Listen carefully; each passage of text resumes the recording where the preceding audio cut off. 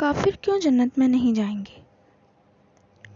دو شخص، ایک عیسائی اور ایک مسلمان، دونوں بستر مرگ پر تھے۔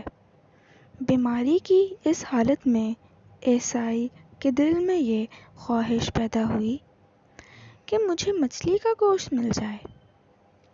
اللہ سبحانہ تعالیٰ نے فرشتے کو حکم دیا کہ جاؤ اور اس عیسائی کے گھر کے تالاب میں ایک مچھلی ڈالو تاکہ اس کی خواہش پوری ہو جائے۔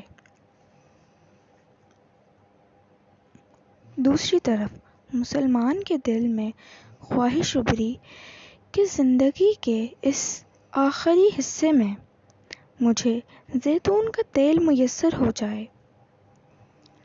تو مزہ آ جائے۔ اللہ عز و جل نے حکم دیا کہ اس کی الماری میں زیتون کا تیل ہے، جاؤ اور اس کو گرا دو۔ فرشتے نے عرض کیا، اے اللہ پاک، آپ کا حکم امت کی آسانی کے لیے ہے، اس کی حکمت بھی واضح فرما دیجیے تاکہ امت کی اصلاح ہو جائے تو انسانیت کو سبق مل جائے گا۔ تو اللہ سبحانہ تعالیٰ نے فرمایا، وہ جو عیسائی ہے دنیا کے لحاظ سے اس کی ایک نیکی باقی تھی، میں نے چاہا کہ اس کی نیکی کا بدلہ دنیا ہی میں دے دوں، اور جب وہ میرے پاس آئے تو اس کے لیے سوائے جہنم کے اور کچھ نہ ہو۔ اور جہاں تک اس مسلمان کا تعلق ہے تو اس کی ایک کوتاہی اس کے دامن پر رہ گئی ہے، اور میں چاہتا ہوں کہ اس کی وہ خواہش ٹوٹے اور وہ اس پر صبر کرے، اور میں اس کے بدلے میں اس کی اس کوتاہی کو دور کر دوں تاکہ جب وہ میرے پاس آئے تو اس کے لیے میرے پاس سوائے جنت کے اور کچھ نہ ہو۔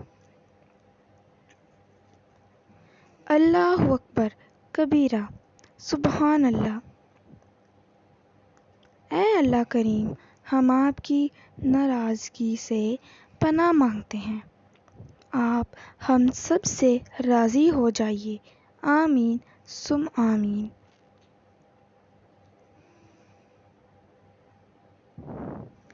کرنی تھی بخشش تو بہانے بنا دیے، جنت میں مومنوں کے ٹھکانے بنا دیے۔